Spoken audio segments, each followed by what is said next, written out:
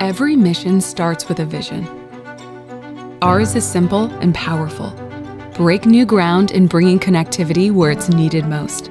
At ViaSat, we attack very, very, very hard problems. But the harder the problem, the fewer people that can do that, and the more interesting it is to us. The story of ViaSat as a whole is a great story. We enable connectivity. We say connecting the world, but that has a number of different meanings depending upon the type of customer you are. From an end user like you or me sitting at home needing connectivity to do our homework, or to the connected passenger in an aircraft, to the Vice President, the President of the United States. Our government customers are global customers. They go wherever they're needed, and they want to have the same type of capabilities everywhere they go. For over 35 years, we've worked tirelessly to get to where we are today, creating satellites with greater capacity to carry more data and handle higher speeds. We've heard a lot of people say it's impossible to do what they're talking about doing at ViaSat. You know, a terabit satellite, it's not going to happen. And so I'm really excited to say that's not true.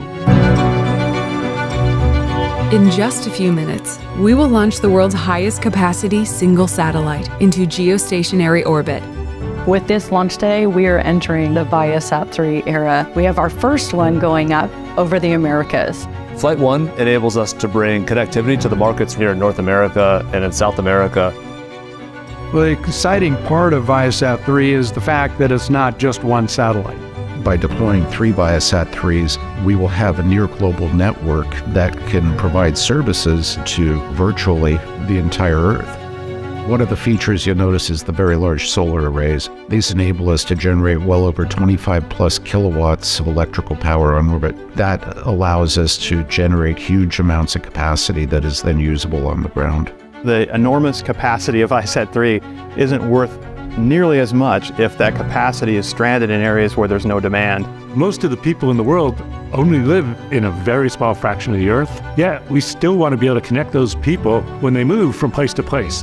ViaSat-3 is designed to move our capacity to where the demand is. Our ability to move that bandwidth around and really service those dense spots, that's what our customers are looking for. It's not just evolving, it's really like a revolution, making these big leaps in technology, and that's cool. If you look at the progression from ViaSat-1 to ViaSat-2 to ViaSat-3, ViaSat-3 is actually the smallest satellite we've ever built, despite the fact that it's got multiples of capacity.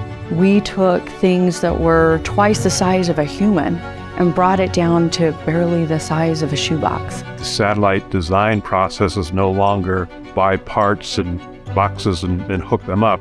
What we wanted was to invest in technology that can really scale. It's not just a new satellite design, it's a new way to build satellites. We've had to reinvent all parts of the system. I want to thank everybody at ViaSat for their role in what we're about to do today. And of course, I want to thank our partners at Boeing. We wouldn't be where we are today without their support. Many of us have spent several years working on this ViaSat-3 Flight 1 America's satellite. Today is the day. With the ViaSat-3 constellation, billions of people can access more of the world, unlocking opportunity for everyone, everywhere, starting now.